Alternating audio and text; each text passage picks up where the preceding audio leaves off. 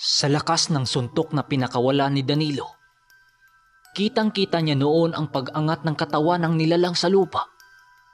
Akala niya noon nasukol na niya ang mga nilalang, subalit nagkakamali siya. Nang nakadistansya yun sa kanya, laking gulat na lang niya na magsipatayan ang mga sulong na kasindi sa paligid. Ang nasilayan na lang niya noon ay si Manong Carpio na nakaupo sa bato. Tanging paghalakhak na lang ng mga nilalang ang kanyang naririnig sa paligid.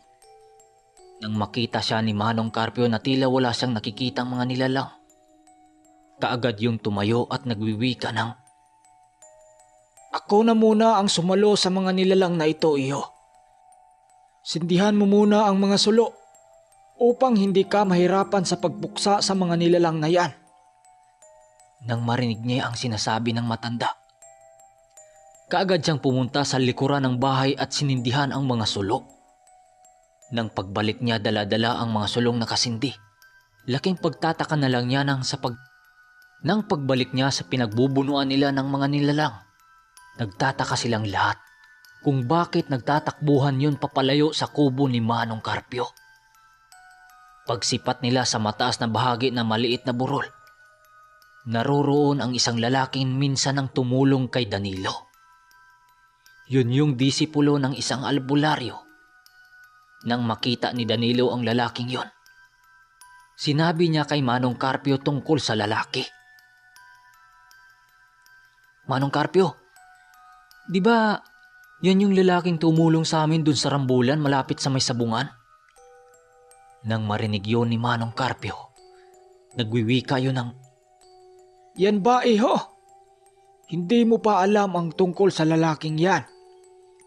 Isa din yang antingero na naglilibot sa ating lugar upang puksain ang mga nilalang na nanggugulo sa ating lugar. Kinakatakutan niya ng mga nilalang na may bahid ng kasamaan sa kanilang katawan. Dahil hindi yan magdadalawang isip na pumatay. Kung kaya't nung nasilayan niyo ni Ingracio, kaagad na silang tumakas. Huwag mo nang sundan ang mga nilalang, iho." Wika ni Manong Carpio. Susundan pa sana yon ni Danilo upang tapusin na ang kasamaan ng matanda. Subalit maigi siyang pinigilan ni Manong Carpio dahil kapag sundan niya yon, baka patibong lang yon ng matanda. Magdamag silang hindi natutulog noon sa pag-aakalang baka babalikan sila ng pangkat ni Ingracio. Pagputok ng bukang liwayway, kaagad na silang nagpapaalam sa matanda na sila'y aalis na. Labis na labis din ang kanilang papasalamat nila dito dahil kahit nadama yon dahil sa kanila, subalit nagpapasalamat pa ito sa kanila. Pag uwi nila sa bahay ni Danilo, maghapon silang tulog mantika. Makalipas ang ilang mga araw, halos doon na maninirahan sa kanyang bahay ang kanyang mga kaibigan. Paminsan-minsan tutulong yun sa kanilang bukid nang siyang labis namang ipinagsasalamat ng ama ni Danilo. Hindi kalaunan, naging kilala si Danilo sa ibang mga baryo na pinakamahusay pagdating sa larangan ng sabong. Kung kaya't hindi maiwasang maraming dadayo sa kanya na nanggaling pa sa ibang baryo. Mainit naman ang pagtanggap niya dito dahil mga mababait din ang mga tao na yon. Makalipas ang ilang mga buwan, nagkaroon siya ng kaibigan na nakatira pa sa Kalagkalag. Sa mga laking Negros Dumaguete, alam niyo ang lugar na yan. Sa napakalayo ng lugar ng Kalagkalag, hindi niya akalaing meron siyang maging kaibigan doon. Isang araw, merong dumayo sa kanyang bahay. Nang makita niya ang mga ito, kaagad niya yung pinagtatanong kung ang pangalan nito at kung ano ang pakay nito sa kanya. Pero kalaunan, naging malapit ang loob niya dito nang mapag-alaman niyang mga mananabong din yon. Mayroon din yung mga manukan sa bayan at hindi lang basta-bastang manukan. Napag-alaman niya sa isa sa mga ito na nagmamay-ari iyon ng isang hektaryang puro manok. Akala ng mga lalaking yon sa kanya na isa siyang big time breeder ng manok. Subalit nagkamali ang mga lalaking yon. Dahil nakita lang nito ang ilan niyang manok na nakatali sa kanilang bakuran. Hindi kalaunan, umalis din yun sa kanyang bahay. Dahil sa mga naranasan sa mga kaibigan nila Danilo tungkol sa mga aswang at barang, madalang na lang yung bumisita sa kanya. Pero nung paunti-unti siyang nagtayo ng maliit na farm, halos araw-araw yun sa kanyang bahay. Halos din 1 taon silang tumitigil sa pagsasabong dahil itinuon niya ang kanyang atensyon sa pagpaparami ng manok. Pero nagbago na lang ang lahat nang nanalo ang kanilang mayor sa kanilang lugar sa nagdaang eleksyon. Dahil ang naudlot na kalsada na papunta sa kanilang lugar ay itinuloy yun kung kaya't hindi na mahirap sa mga dayo na mapadpad sa kanilang lugar. Kung kaya't doon niya naisipang gawing negosyo ang pag-aalaga ng manok panabong. Sa mga nakalipas na mga buwan, sa pagbibreed ng mga manok na katoon itong si Danilo, meron na ding dumayo sa kanyang maliit na farm na paunti-unti upang bibili yun ng mga alaga niyang manok. Magamat hindi na siya nagsasabong, masaya naman siya sa kanyang ginagawa hanggang sa dumating ang isang panahon na nagkaroon ng isang paderby ng manok doon sa malapit sa kanilang bayan. Mayroong nag-udyok sa kanya na kapwa breeder din ng manok na siya'y sumali doon. Ayon dito, 3 manok ang kailangang manalo sa laban bago makamit ang kampyon. Nang marinig niya ito, bigla namang sumagi sa kanyang isipan ang kanyang tangang mutya at kaagad niya yung hinanap ng kanilang altar. Dahil simula nung tumigil siya sa pagsasabong, tinanggal niya yon sa kanyang katawan. Ayon pa sa kanya, kapag lagi niya yung hawak-hawak, lagi niyang naaalala ang kanyang mga kaibigan nang minsan yung napahamak dahil sa kanya. Nang mahanap niya yon sa kanilang altar, kaagad naman niya yung isinuot. Bigla naman niyang naalala ang mga nangyayaring matagal nang lumilipas. Papasapit na ang araw ng Biyernes Santo, kung kaya't Lunes Santo pa lang maigi nang naghahanda si Danilo. Nang mabalitaan din nila Lando ang iba pa nilang mga kasama, doon na yon naglalagi sa kanyang mumunting farm. Pagsapit ng araw ng Biyernes Santo, mayroong nangyaring kakaiba kay Danilo. Umaga pa lang, tila ba matamlay na ang katawan ni Danilo na animoy wala siyang ganang kumilos. Nang mapansin yun ng kanyang mga kaibigan, kaagad naman siyang tinanong kung ano ang nangyayari. Kung kaya't nanumbalik na naman kahit papano ang kanyang lakas. Pero tila ba mayroong pumipigil sa kanya na pumunta doon sa sabungan. Hindi lang naman niya yon pinansin sa pag-aakalang guni-guni lang niya ang lahat.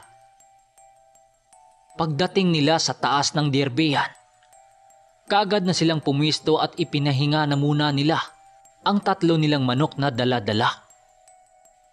Nang makita nila ang isinulat sa malaking tarpaulin tungkol sa premyong matatanggap kung sino ang makakamit sa champion, malaki-laki din ang ibibigay nito.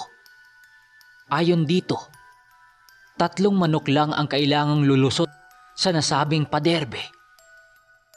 Si Danilo naman, nagtataka naman siya dahil tila nanginginig ang buo niyang kalamnan. Hindi lang naman niya yun pinansin sa pag-aakalang lalagnatin lang siya.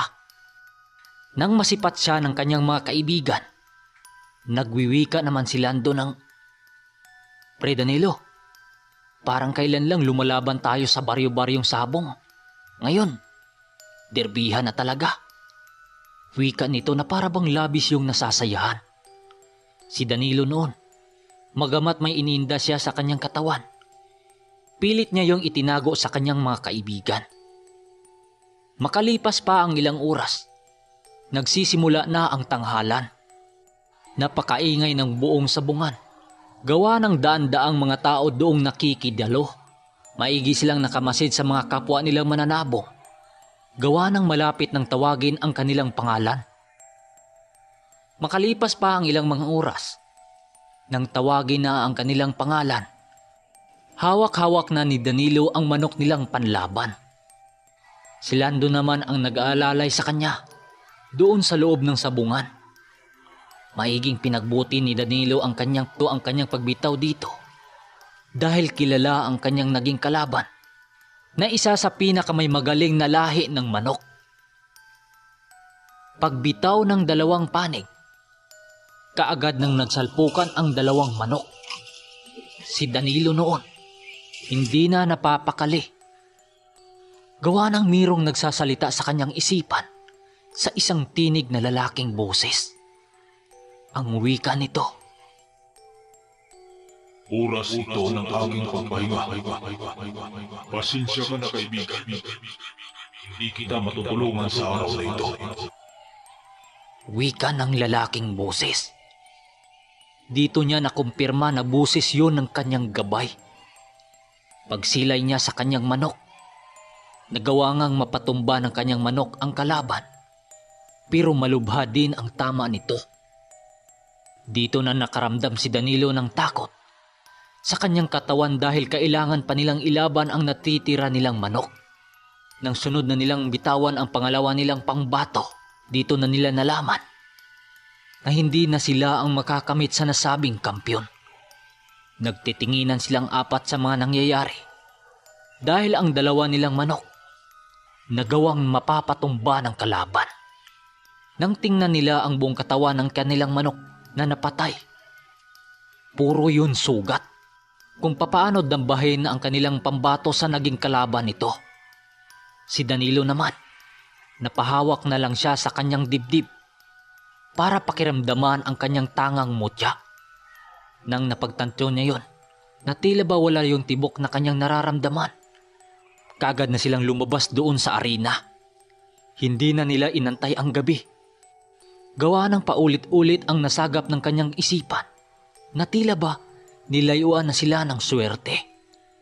Kahit ganun pa man ang kanyang sinapit, ganun pa rin naman ang kanyang kaibigan. Habang sila'y naglalakad, isa sa kanyang mga kaibigan ang nagwiwika. Pre Danilo, parang ngayon lang yata tayo nakaranas ng talo .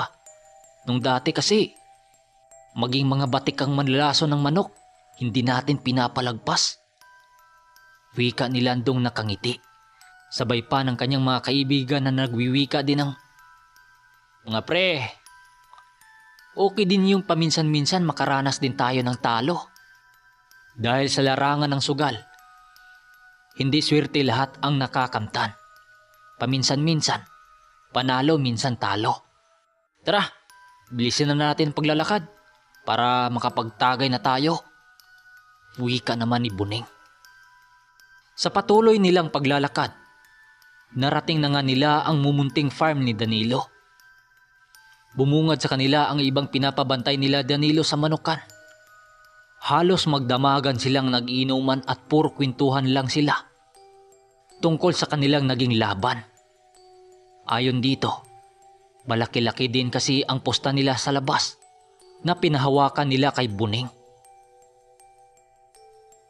Pero alam nyo ba na sa sunod nilang pagpunta sa sabungan, mayroong maganap na ikakasaya niyong lahat. Abangan nyo ang part 14 at kung nasayahan kayo sa ating kwento, bigyan nyo ako ng tag-iisang like. Maraming salamat. Sana ma-share nyo ang kwento nito para naman makasahod na tayo. Pero alam nyo ba, kahit na hindi pa tayo nakapagsahod, masaya pa rin ako sa aking ginagawa sa pagbibigay ng mga kwento na ni minsan sa inyong buhay hindi nyo pa naririnig.